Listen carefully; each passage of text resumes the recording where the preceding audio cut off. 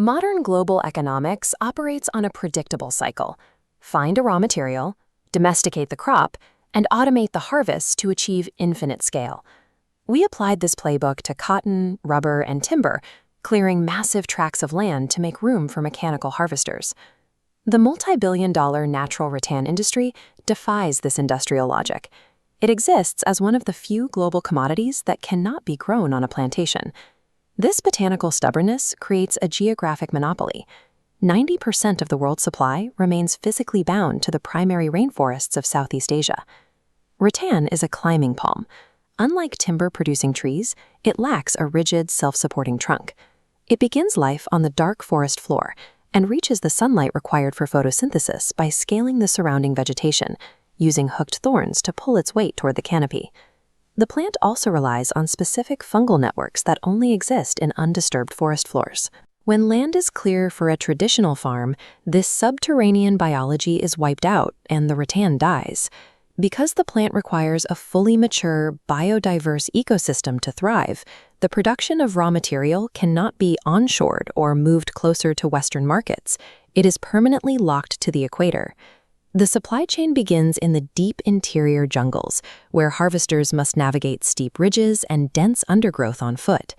After selecting a mature cane, the harvester cuts the base and manually drags the vine down from the high canopy, a grueling task as the plant's hooks snag on every passing branch.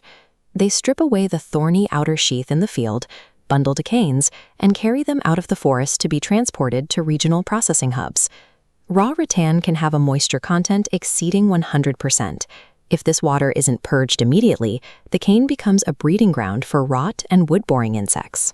To prevent this, the canes are submerged in a pressurized oil bath heated to 115 degrees Celsius.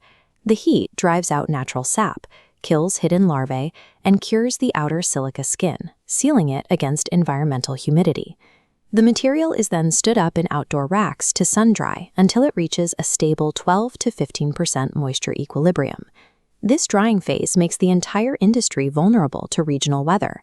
If the monsoon season lingers, the sun-drying stops, and the global supply of high-grade cane halts instantly.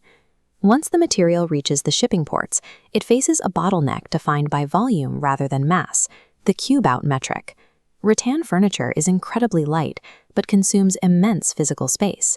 In a shipping industry charging for container volume, brands pay to transport trapped air. As fuel surcharges and carbon taxes fluctuate, the landed cost of these high-volume shipments becomes highly volatile. This economic reality has replaced short-term price bidding with long-term geographic loyalty. Retailers must secure multi-year partnerships with local processors just to guarantee their space on a container. Modern assembly lines thrive on just-in-time delivery, but that model breaks when harvest rates drop by 70% during the rainy season. Manufacturers have had to abandon rigid schedules to accommodate the unpredictable rhythms of the tropical forest. This has led to the rise of constraint-driven design. Rather than forcing the material to fit a geometric blueprint, designers are letting the natural architecture and irregularities of the vine dictate the final form. To fight shipping costs, engineers are developing modular, flat-pack architectures that allow high-end wicker seating to be disassembled for transit.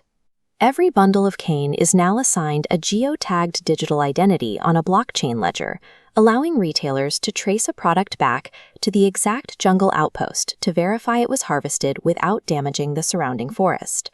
In an era of synthetic abundance, the definition of luxury is shifting toward materials that possess a hard geographic boundary, products that remain forever rooted in the wild canopies of the equator. Navigating these ecological constraints requires an experienced guide.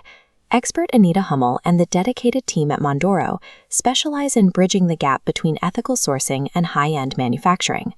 Visit Mondoro.com to explore how they develop premium home decor and claim your free lookbook to see their latest designs.